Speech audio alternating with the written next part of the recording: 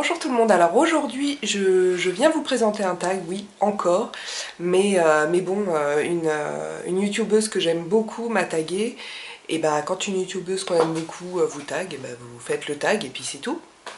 Et voilà, et puis c'est un tag qui est, bon, qui est plutôt sympa, donc voilà. Alors c'est Chlo Makeup Addict qui m'a tagué, et Chlo, je te fais de gros bisous, je te remercie de porter intérêt donc, aux réponses que je pourrais fournir à ce tag. Et ce tag, c'est le tag, j'ai même pas noté le titre, c'est à fleur de peau.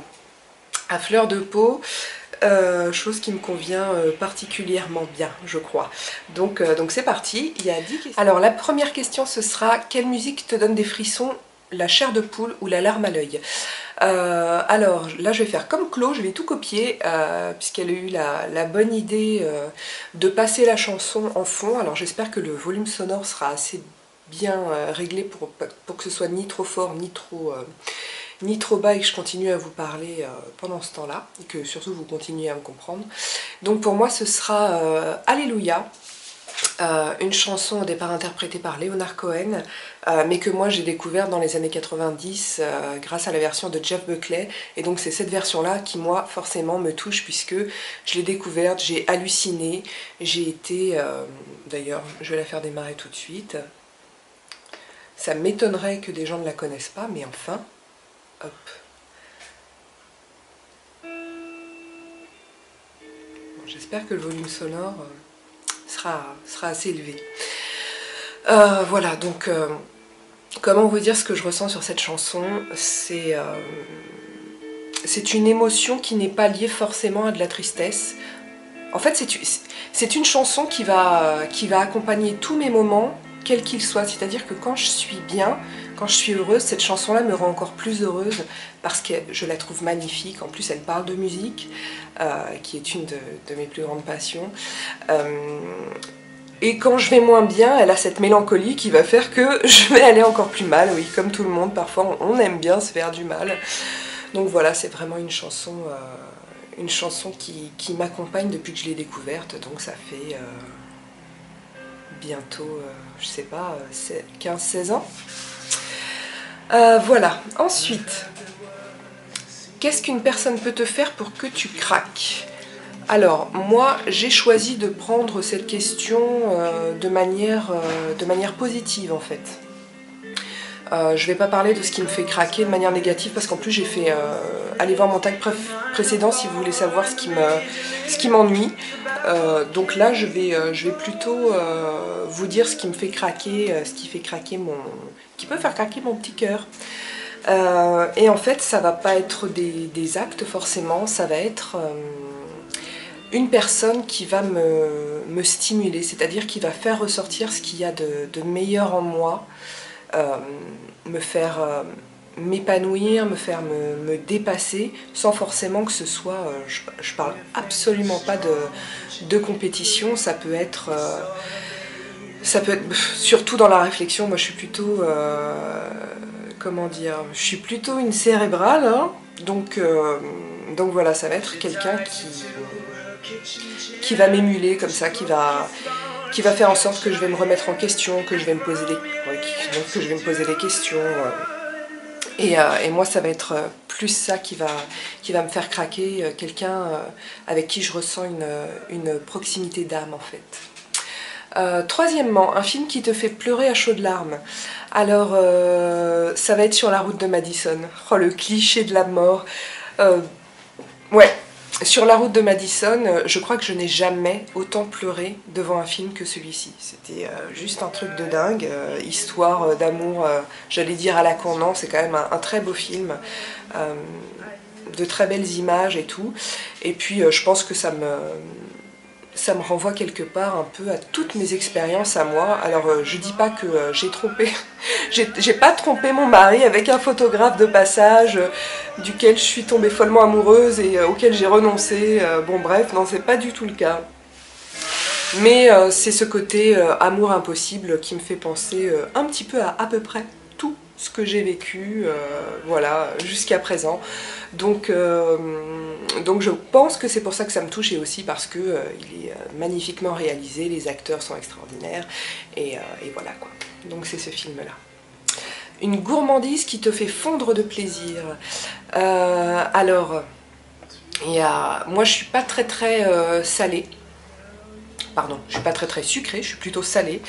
Et alors je suis pas du tout bonbon. En revanche, j'aime bien le chocolat et particulièrement des chocolats au thé de la maison du chocolat. Voilà, ça c'est un truc que je trouve magnifique, d'une finesse incroyable et que j'adore. Ensuite, pense à la première odeur de ton enfance qui te vient à l'esprit. Moi ça a été le lilas. Le lilas, j'habitais, alors quand j'étais toute petite, j'habitais dans une petite ville qui s'appelle toujours d'ailleurs, qui s'appelle Lucé, près de Chartres.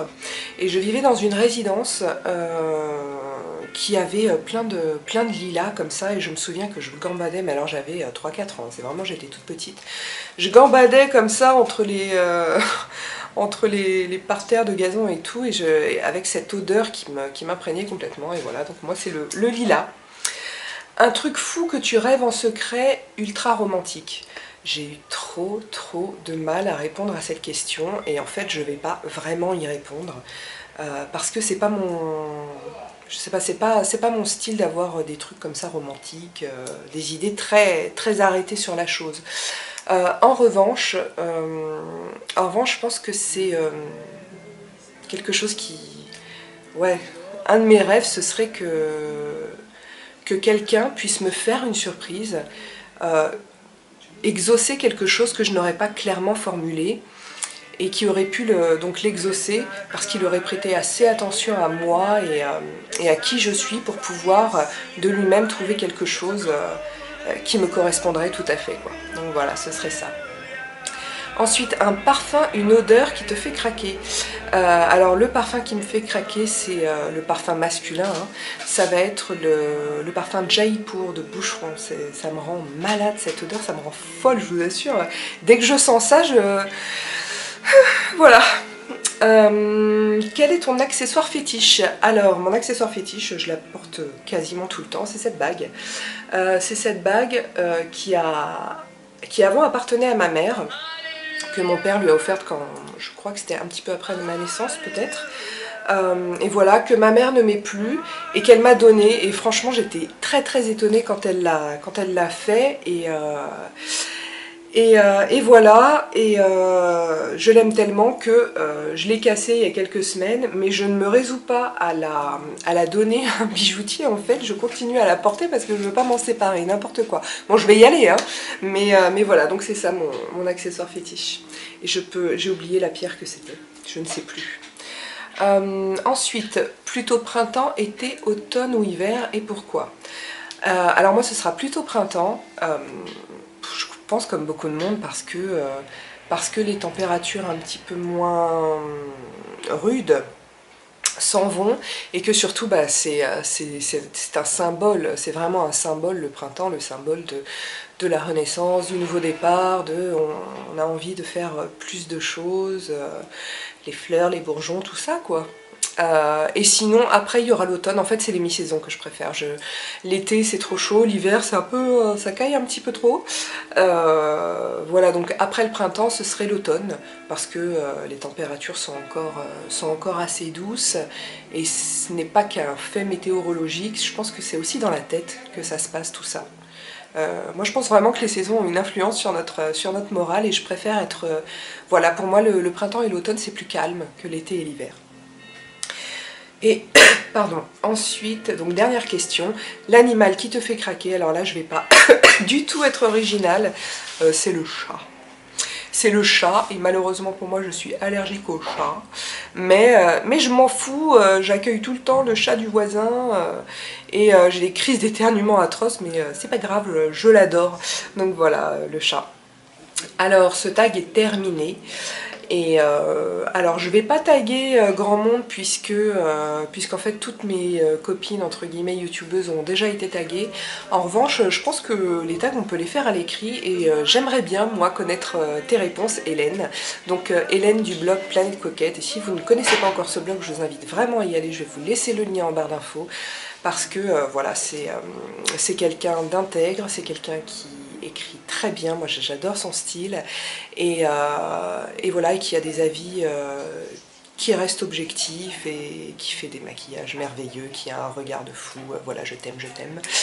Voilà, donc Hélène, je te tag et t'as intérêt à t'y coller. Voilà, c'est tout pour moi. Alors j'espère que cette vidéo vous a plu. Pour tous les commentaires, comme d'hab, sous cette vidéo, sur mon blog ou sur la page Facebook. Et en attendant la prochaine, je vous embrasse et je vous dis à bientôt.